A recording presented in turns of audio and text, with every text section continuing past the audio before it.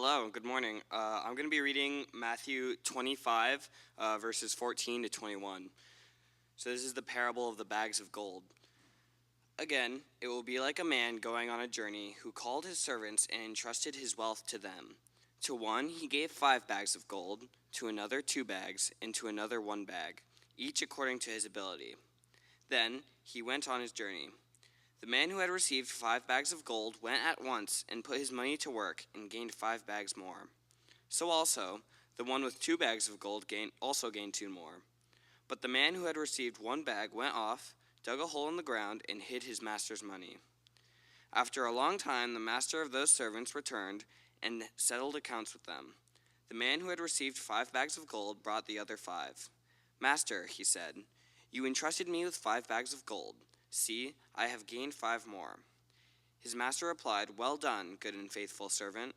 You have been faithful with a few things. I will put you in charge of many things. Come and share your master's happiness."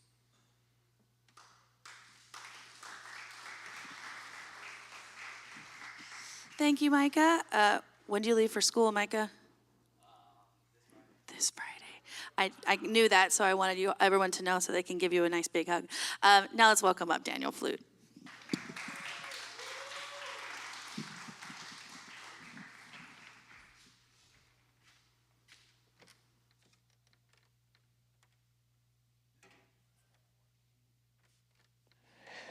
Good morning. Good morning. Am I good? Everyone hear me? We good? Cool. Well, good morning, Hope. I am once again honored to have the opportunity to speak to you today. We're in the middle of a short series called Unlocking Your Bible, while Greg and Penny are away on a much-deserved vacation. Greg and Penny called me yesterday from Krakow, which I think is in North Dakota. No, it's in Poland. So they're off in Europe having a good time. We love them, we miss them, but it's exciting to be here and be able to give you this word. If you missed last week, I'd encourage you to try and find that online. Austin was up here and he gave just a great word. Travis is going to be up next week, and he always brings a great word as well. I was going to make a joke here about being the meaty middle in a Travis and Austin sandwich, but that's not a visual anyone wants, so I'm not going to make that joke. I hope you appreciate my restraint. I do want to take a brief pause here to just recognize how blessed we are to have those two guys. I know I didn't ask them about this, but I just wanted to say, I know how anxious I am and how nerve-wracking it is to prepare for this. And I do this like once a year. They get up here every week. They bring us their musical talents, and then they switch into preaching mode right after. Like they're almost showing off, if I'm being honest. But we're super blessed as a church to have those two guys, to have our entire worship team, the crew at the back, everyone who sets up and tears down. So I just want to take a minute. Let's give them a round of applause, because they do a great job.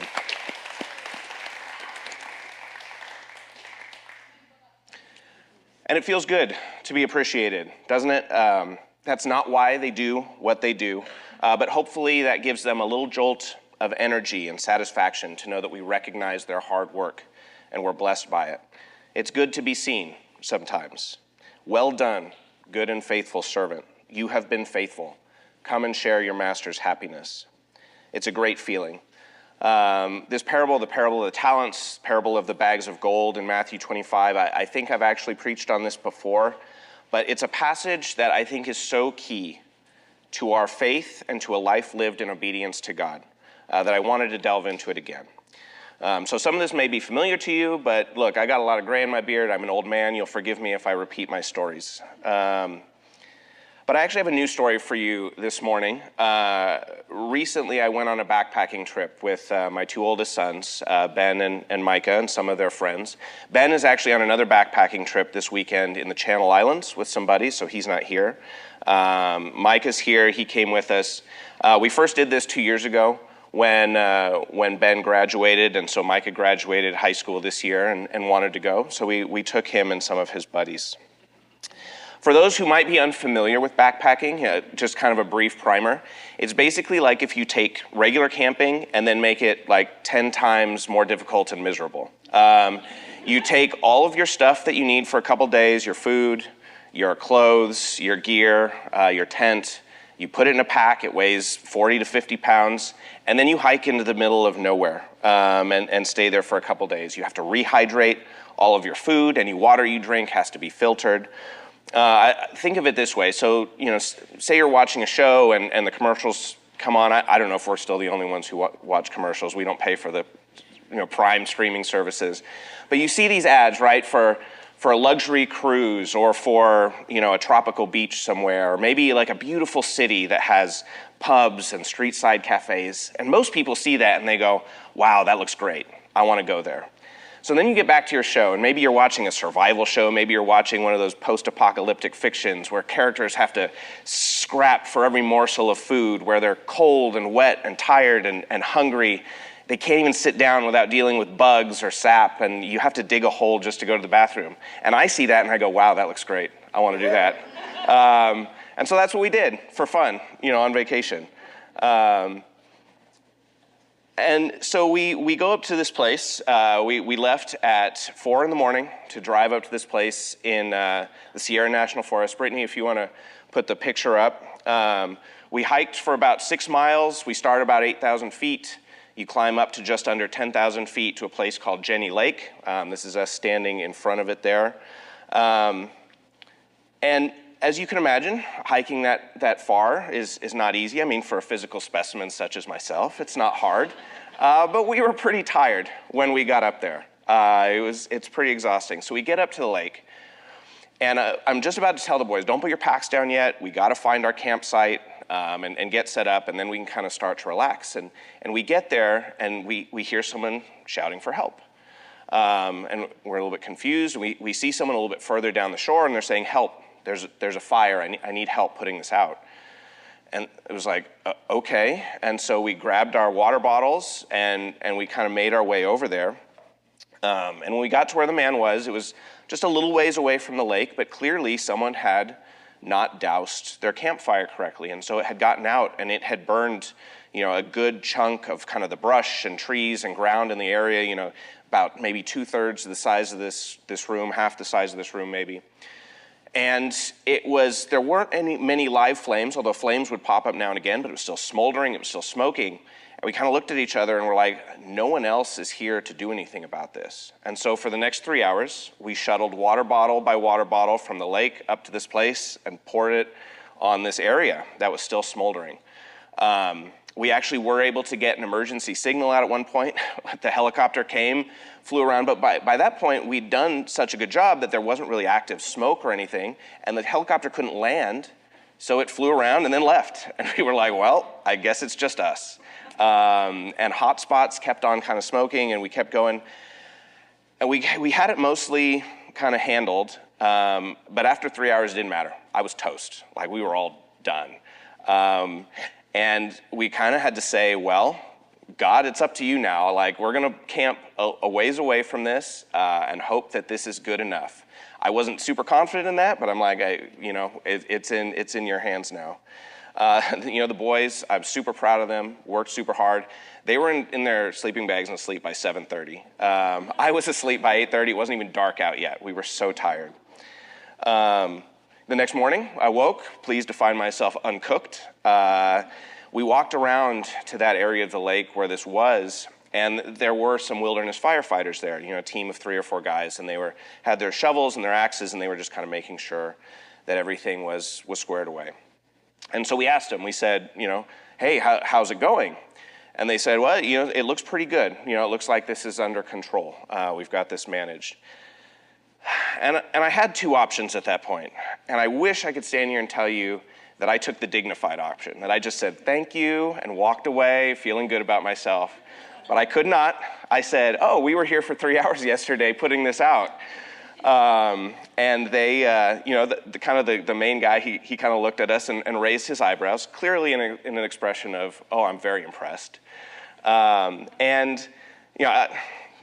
truth to the rumor that I was sucking in my gut, flexing a little bit. But he said, you guys did a great job. You probably saved some acres from burning. And my first thought was, this is going to make a great sermon illustration. My second thought was, Like, how good does that feel? Like, I had to keep so hard from not like pumping my fist. Like, yeah, these cool firefighters who are out here, like, these guys are doing their work and they think we did a good job. Like, it just felt great. And that's how it feels, right? When someone you respect tells you you did well, it's so uplifting and encouraging. We get energy and confidence and a sense of pride. Well done, good and faithful servant. To hear that from God, to feel that from God, is what we long for. And I think every person, whether they claim to believe in God or not, has that instinctual longing inside them. They may not be able to explain it or rationalize it, but kind of like a child who says, Mom, look at what I can do. We crave that acknowledgement from our divine creator. We want to know that he's satisfied with our choices and the life we're living. So how do we get there? How do we become good and faithful servants? So if you haven't already, we're going to turn to that passage that Micah read, so you can just kind of follow along in Matthew 25. And we're going to be in there for a little while. We got another passage from there to read, a couple more actually. So if you want to turn to that, you can. And I want to talk about a few key elements of stewardship before we get into kind of how do we apply this to our lives. Stewardship is kind of one of those big Christian-y words that you hear sometimes, and so I kind of want to break it down, and we'll start with the main idea, which is right there in that first verse, 14, where it says, again, it will be like a man going on a journey who called his servants and entrusted his wealth to them. So the first key element of this is that the main characters in the story, the servants, are not using their own resources. They're managing someone else's, which is what makes them stewards or caretakers, if you prefer. And this concept of stewardship is so important in our relationship with God. If you know me, you know I'm a huge fan of J.R.R. Tolkien, The Hobbit, Lord of the Rings. I've loved those books ever since I was a kid, and my dad read them to me. I love the movies as well, and if I ever get 13 free hours, I'll sit there and I'll watch them back to back to back, the extended versions, of course. And if you've read those or you've seen the movies, or even if you're just generally aware, you know that the last one in the series is called The Return of the King. And as the story goes, in this land of Gondor, the kings had been gone for centuries. They've been living in exile. And so in the absence of the king, Gondor is ruled by the stewards. The stewards didn't even allow themselves to sit on the throne in the capital city. Their job is not to rule. They are not the king, but their job is to manage, to caretake. They're caretaking the kingdom's resources and its people while the king is gone and in case the king returns. Spoiler alert, the king does return, and it's a really cool thing, so I encourage you, read the books, see the movies. Also, fun fact, if you're weird like me and you enjoy the history of words and names, the name Stewart, so if you've got first name or last name Stewart, that's derived from the word steward. So somewhere in that family lineage, if you've got that last name, it was probably someone who was a bookkeeper or a manager of a noble household. And if you want to talk to me about Lord of the Rings or about the history of Anglo-Saxon names after the service, I'm happy to do so. I'd encourage you to see our prayer team first, because you probably have some mental health that you got to pray about, but feel free to come talk to me. Happily do it.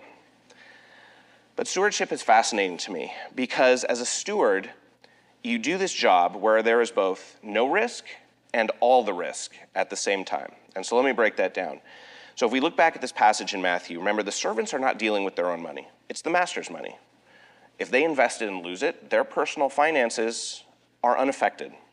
They only have this money because the master gave it to them.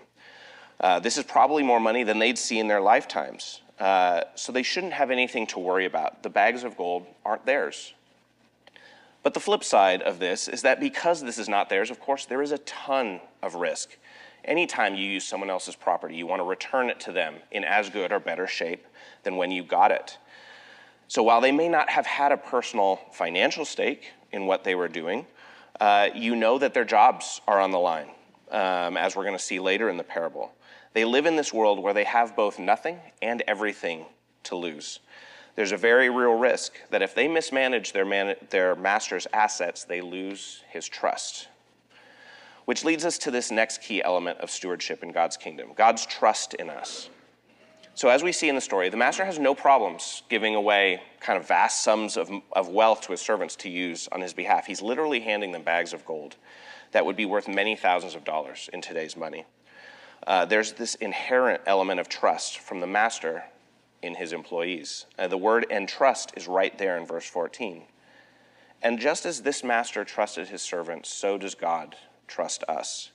He has entrusted us with his stuff. Everything you see, everything you have, your relationships, your talents, your passions, your very life, it's his. But he's given it to us to use because he trusts us. And I think that can be tough to grapple with in two very different ways, right? Some take his trust as license to do whatever they want. Hey, if God trusts me with this paycheck, I might as well blow it on a huge new Lego set. And no judgment from me, huge Lego sets are the best, love them. Maybe not the most biblical use of your finances, but a lot of fun. And it can be really tempting to make fun the basis of our decisions with what God has trusted us with. It can give us this false sense of invincibility. We take our money or our time or our energy and go crazy because we're not necessarily investing in the things that he's called us to invest in. But others have the opposite issue. It tends to be more where I am, where we have so much self-doubt that we can't fully grasp the idea that God actually trusts us. We're paralyzed with anxiety or fear or uncertainty in ourselves, and we end up doing nothing. Why would God give me responsibility? I've screwed up so much. I know I'm not trustworthy. And in a couple minutes, we're going to read how that plays out in this parable, and we'll see the problems that arise when we question God's trust in us. And I want to emphasize, he absolutely does trust us. He trusts you. As untrustworthy as we may feel, he trusts us. He wants you to have his stuff. He made you to have his stuff, and he made you to use it. And that leads to the third aspect of stewardship, and it's this concept of ability. If you see there in verse 15, it reads, "To one he gave 5 bags of gold, to another 2 bags, and to another 1 bag, each according to his ability." And in a business environment, this makes a lot of sense. The people who have proven themselves to be talented and skillful, they receive more responsibility. The master has servants with different levels of experience and ability, so he gives them corresponding resources with which to work, and that all makes sense. But what does that mean for us? Is Jesus saying that God gives people more or less stuff based on how good they are at serving him? And that's a really tough question. And I admit there are Bible scholars who've written entire books on theological questions like that. I'm not going to be able to break it down for us in 20 minutes. But I do have some thoughts about how this plays out. And I believe that God has given resources to us in different ways. It's easy to look at wealth or status or power or physical strength and see ourselves as deficient in some way. And maybe question, why doesn't God trust me with more? But there are so many other things that make us who we are. Gifts and abilities that we bring to the table when we think about working for God's kingdom. Our time, our energy, our character, our love. And it would be great to have all of those things that the world values, but those aren't necessarily the things that God values. So the issue isn't a matter of how much, it's a matter of what. I'm an accountant by trade. Most of you know that I'm also a coach of the Anaheim High School water polo team. We're heading into our season in the next couple of weeks, and I've got to figure out how do I help the team become successful.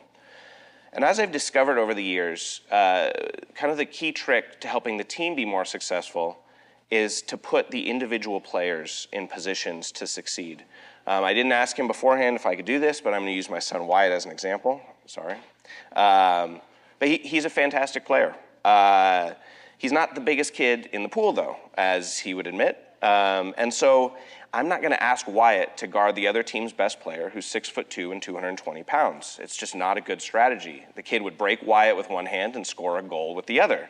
And then I wind up with a broken Wyatt and down a goal on the scoreboard. And in case you're not a sports person, both of those are bad. Nicole, you're with us? Okay. I mean, Wyatt is willing to guard that guy, and he's tried, but it looks a little bit like Yoda on Luke's back in Empire Strikes Back. It's the backpack defense. So I'm not going to put him in that position. I'm going to put him in a different position, one where he can use his quickness, his intelligence to disrupt the offense and be an asset to our team. Our team is better, and Wyatt feels more useful and productive. And I think that's what Jesus is getting at here. God has given us talents and resources and abilities to handle the life we have around us. We live in a world where there's pain and poverty and brokenness, and each of us has to deal with those things on our own unique path.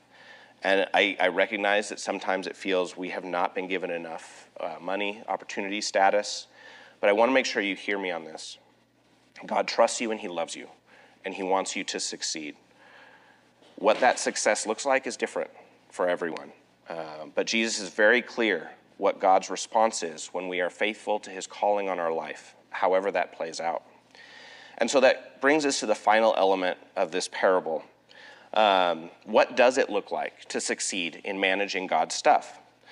And this kind of relates to our response to God when he gives us something to work with. What happens when we respond with obedience versus when we respond with fear? We saw that the first servant received praise for being faithful and obedient. Now we'll see what happens to the other characters in the story. Brittany, if you want to put up that next verse, we'll kind of go through that together from Matthew 25.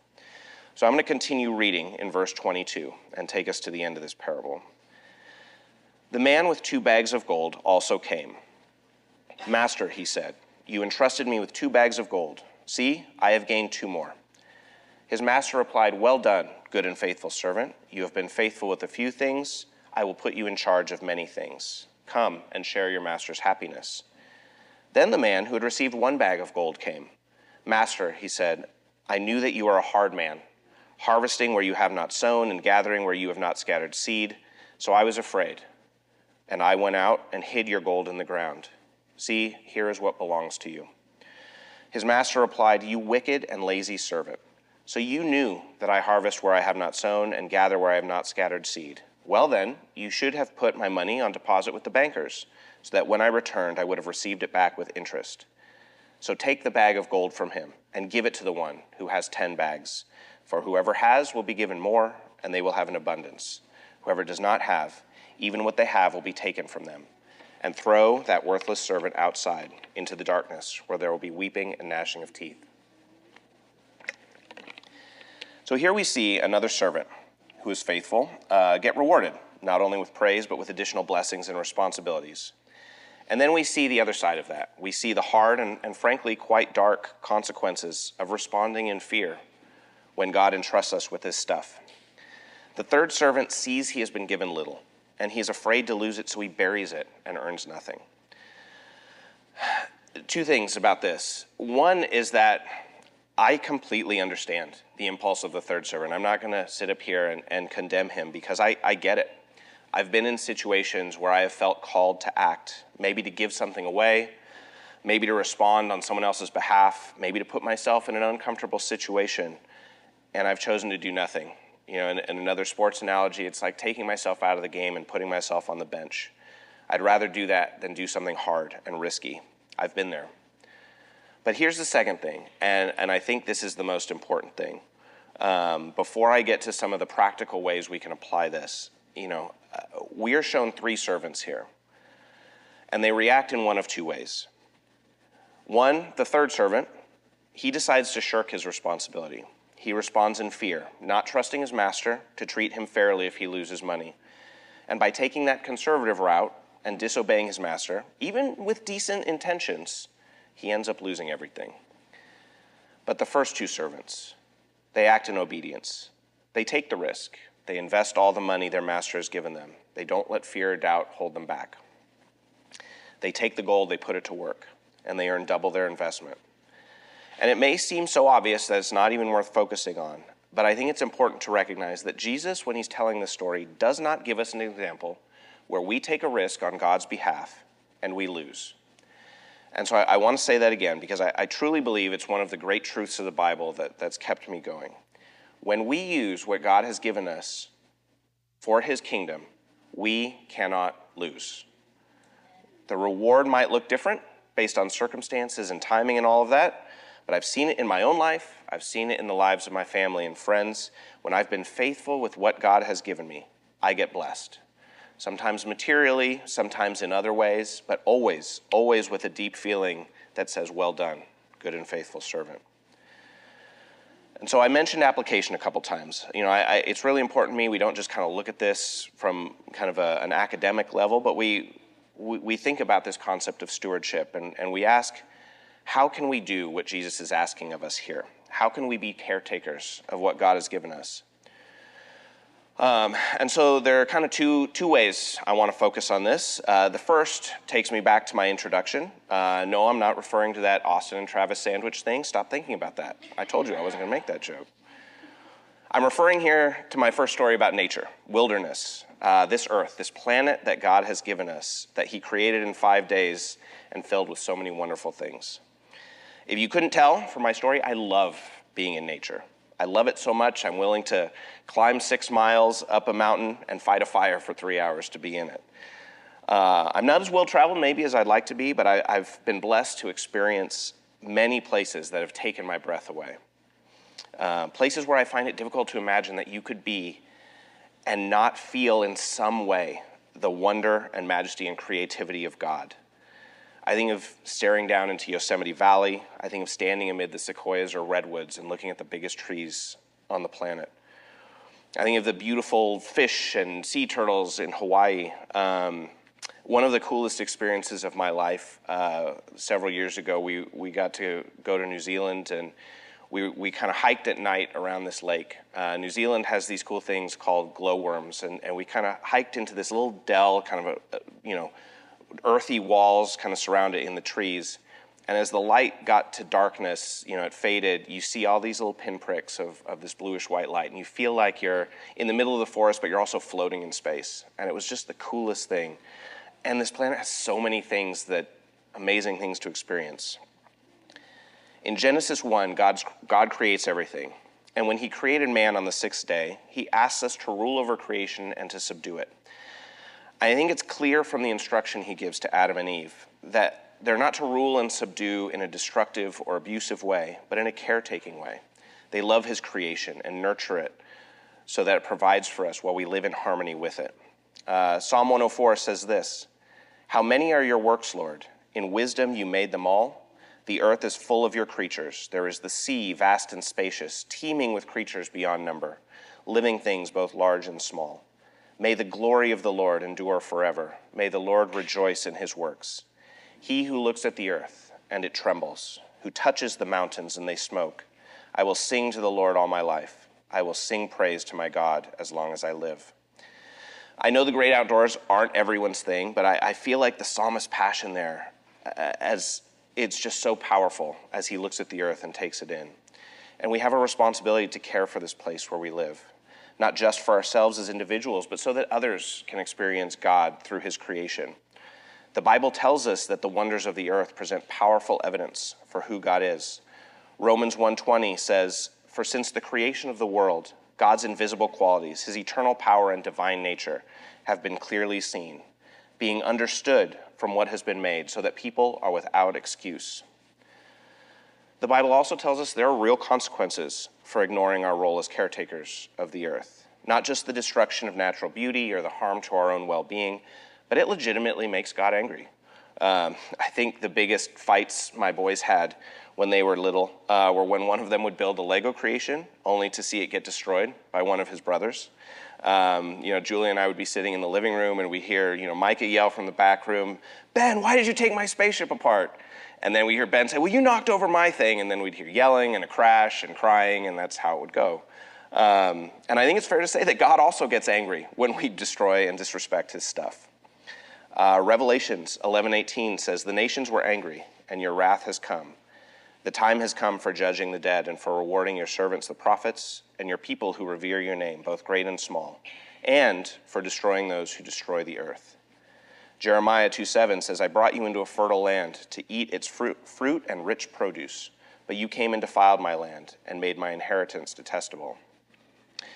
We've been given this planet, all its wonders, its resources to use and to enjoy. Yes, but in a way that maintains its beauty and sustains it, and in a way that continues to bring God glory and reveal his majesty. I can appreciate that there are those here who might rather take in the beauty of a cathedral or an art gallery or a concert venue. There are fewer mosquitoes in those places, so I get it. I understand. I know I'm a crazy tree hugger who enjoys traipsing through the woods with a 45-pound pack on his back. But I believe we have a biblical and spiritual mandate to care for the earth and everything in it. And that's one of the purposes for which we were made. We were called to be good stewards of this planet.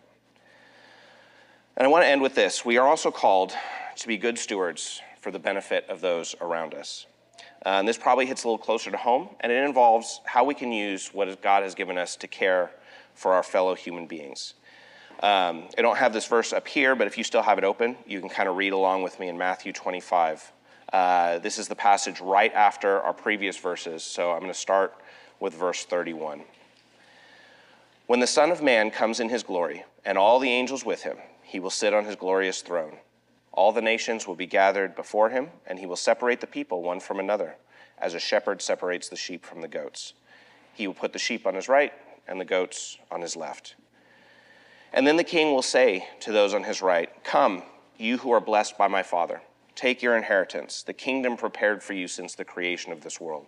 For I was hungry, and you gave me something to eat. I was thirsty, and you gave me something to drink. I was a stranger, and you invited me in. I needed clothes, and you clothed me. I was sick, and you looked after me. I was in prison, and you came to visit me." And then the righteous will answer him, "Lord, when did we see you hungry and feed you, or thirsty and give you something to drink? When did we see you a stranger and invite you in, or needing clothes and clothe you? When did we see you sick or in prison and go to visit you?" And the king will reply, "Truly I tell you, whatever you did for one of the least of these brothers and sisters of mine, you did for me." And that passage goes on to talk about what happens to those who neglect the least of these, and you can feel free to read it, but the short version is it's not fun. And my goal today was to provide a challenging message while emphasizing the positive, so I'm not going to go deep into that. But what I do want to emphasize from this last parable is that God provides the ultimate well done, good and faithful servant moment here. When we face our God, our Creator, after living our lives obedient to his will. And as this passage suggests, a significant and undeniable portion of that is about loving and caring for our neighbor in real and tangible ways. None of the things Jesus lists here are necessarily easy. All of them involve sacrifice of some type, our money, our time, our energy, our comfort. And I've been on both sides of that. I can remember specific moments when I received a clear call from God to act and failed to do so. I've been forgiven for those, but I remember them nonetheless. But similarly, I can recall the feeling of fulfillment when I chose to be uncomfortable at God's urging, and I was able to lift someone up in their time of need. We all have those opportunities, most of us on a daily basis, not necessarily something huge or life-changing. Most of the time it's $5 here, it's an encouraging text there, it's bringing someone a meal. Those things matter to the people who receive them, and they matter to God. God has given us, each of us, things to use for his kingdom. Maybe you have literal bags of gold lying at home. I don't know. I don't, but maybe you do. More likely, you have the ability to pick up a piece of trash you see in the park, or you have $10 in your wallet that someone can use to buy a hot meal. Those resources are not ours. They are God's, but he entrusted them to us, and he's called us to invest them on his behalf so that his kingdom can grow, so that his people and his planet can thrive, and so that we can be fulfilled. Some of those resources are communal, some are personal. Sometimes what God asks of us can be the easiest thing in the world, and sometimes it can feel like he's telling us to climb a mountain and put out a fire, one water bottle at a time. But it is in each of us, in our own unique way, to be obedient to his calling on our lives. And when we do, we get to hear those sweet words, "Well done, good and faithful servant. Come and share your master's happiness." Let's pray as the musicians come up for worship. Heavenly Father, thank you for this opportunity to be in your house, to worship you, and to hear your word. And thank you for the opportunity to be your servants. Help us to be obedient to your call on our lives, to say yes when the opportunities present themselves to care for the world and the people around us. We long to hear that we are good and faithful servants. And so I pray that as we go today, we can feel you give us that message. In Jesus' name we pray. Amen.